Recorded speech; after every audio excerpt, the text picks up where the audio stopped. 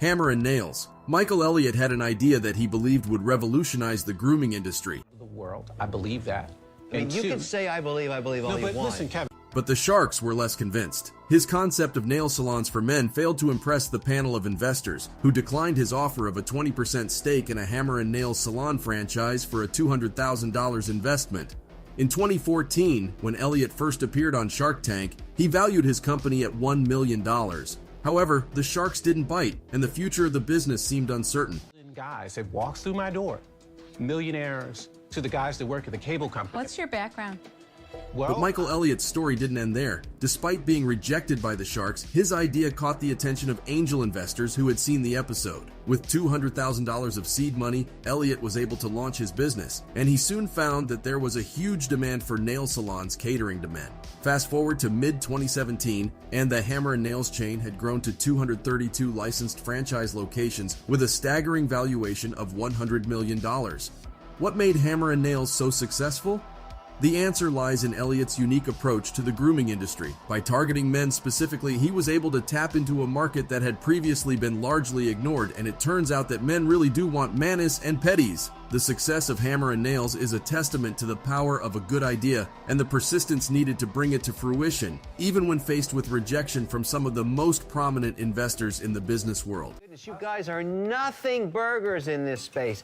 The guys who control this do... Sell helmet. Sometimes, the sharks on Shark Tank miss the boat on a great idea, and that was the case with Sell Helmet. Co-founders Mike Cain and David Artuso pitched their line of iPhone cases that not only promised to protect phones from damage, but also came with a guarantee to fix the phone if it broke while in the case, for a $1.50 handling fee.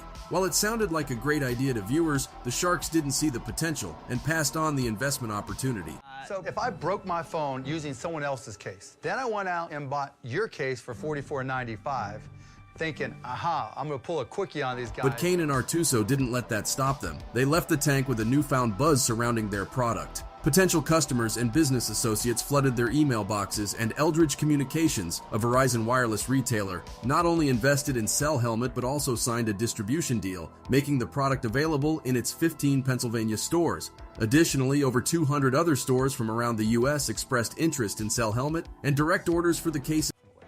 You guys are in the arbitrage business. You're in the business of collecting money and just hoping to pay out less. You're taking advantage of the inefficiencies of a market.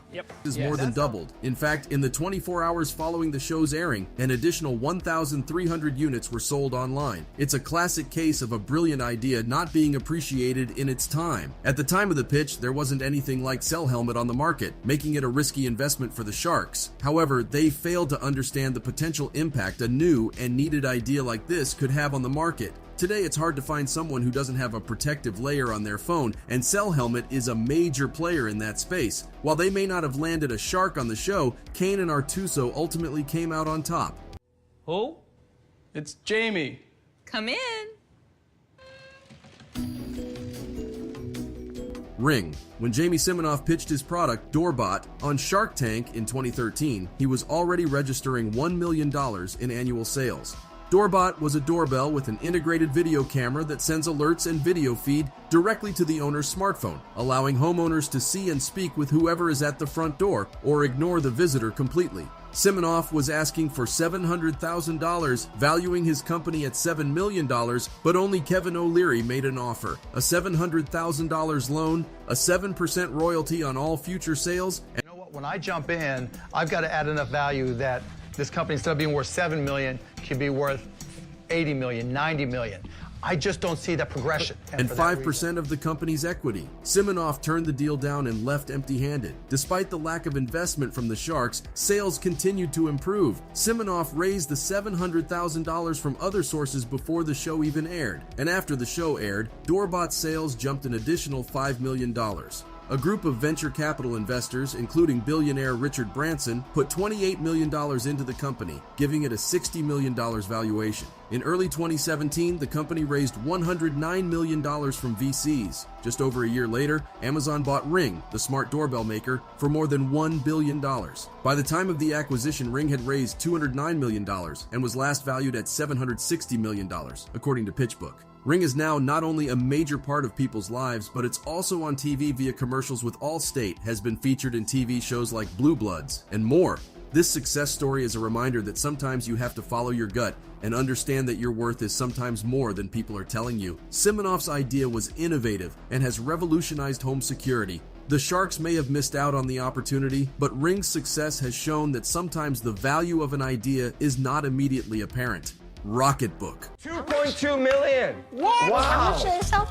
We are taking you way more seriously now. When Matthias and Jake, the co-founders of Rocketbook, walked into the Shark Tank wearing spacesuits, they definitely got the attention of the Sharks. They were there to pitch their innovative product, a reusable smart notebook that can be wiped clean using a microwave, making it a more eco-friendly alternative to traditional paper notebooks. What makes it work? Let me ask, what's the science that makes it work? There's a lot of engineering. The Sharks were intrigued by the concept, but as always, they had some tough questions. Kevin O'Leary, also known as Mr. Wonderful, was quick to criticize the product, questioning whether anyone would actually buy a reusable notebook when they wouldn't need to buy another one anytime soon. In a microwave. I'm not even sure I'm on the planet Earth right now. There's nobody in the world that would take paper and erase it when I could sell another one. In my Despite the universe, Sharks' hesitations, Matthias and Jake had already sold an impressive 75,000 units before appearing on the show. And they didn't let the Sharks' comments stop them from hustling. In fact, their Shark Tank appearance only helped boost their sales even further. After the episode aired, Rocketbook products started flying off the shelves. They sold over 500,000 units at major retailers like Best Buy, Office Depot, Amazon, and Target, and hit an impressive $10 million in sales. The Rocketbook Wave model even became the top-selling notebook on Amazon.